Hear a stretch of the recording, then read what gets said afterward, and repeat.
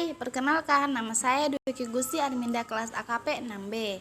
Di sini saya akan menjelaskan dan berbagi informasi kepada teman-teman sekalian tentang audit siklus pengajian dan personalia.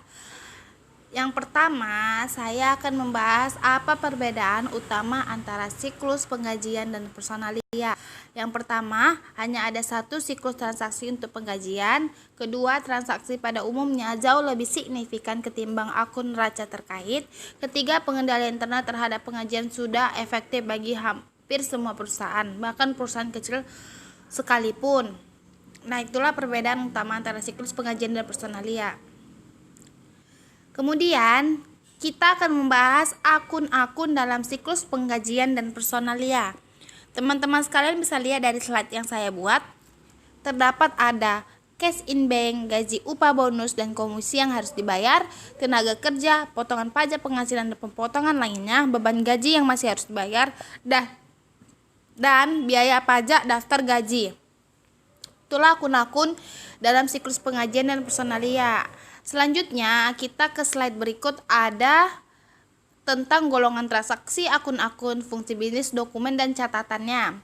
Nah, terlihat dari slide yang saya buat, di situ ada golongan transaksi penggajian, akunnya kas gaji, semua akun biaya yang berhubungan dengan imbal jasa tenaga kerja, semua akun yang berhubungan dengan potongan atas pendapatan kotor tenaga kerja, semua akun utang yang berhubungan dengan ketenagaan. Fungsi bisnisnya yaitu sumber daya manusia, pencatatan waktu, pembayaran gaji, pembuatan bukti, potongan PPh. Dokumen dan catatannya yang disiapin adalah catatan tentang sumber daya, catatan waktu kerja pada per job file transaksinya, bukti transfer atau bukti rekonsiliasinya, bukti pembayaran PPh karyawannya.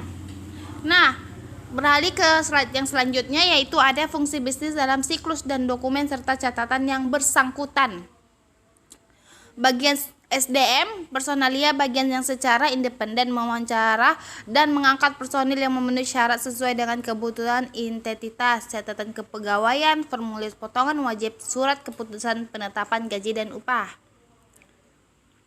Lalu kita membahas fungsi bisnis dalam siklus dan dokumen serta catatan yang bersangkutan, yaitu ada pencatatan waktu, ikhtisar atau perhitungan, fokus pada pelanggan, pembayaran gaji, pencatatan gaji, dan lain-lainnya. Teman-teman bisa lihat dari slide yang saya buat dan penjelasannya. Kemudian ada metodologi untuk perencanaan, pengujian, pengendalian, dan pengujian substansi transaksi. Nah, saya akan menjelaskan 3 hal yang menyebabkan pengajian menjadi satu bagian yang signifikan dari total beban. Karyawan pada umumnya akan protes kepada manajemen apabila dibayar tidak sesuai dengan jumlah seharusnya. Semua transaksi penggajian biasanya seragam dan tidak rumit.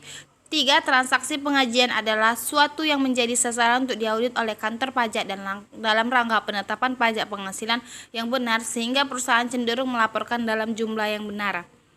Dalam slide yang terakhir itu ada tentang bagaimana kita bisa memahami pengendalian internalnya, siklus penggajian dan personalia. Dalam slide ini teman-teman bisa baca dan pahami yang telah saya buat. Demikian dari presentasi dan slide-slide yang telah saya tunjukkan kepada teman-teman sekalian. Semoga apa yang telah saya sampaikan dan saya perlihatkan kepada teman-teman sekalian bisa berguna dan bermanfaat. Lebih dan kurangnya saya mohon maaf. Terima kasih.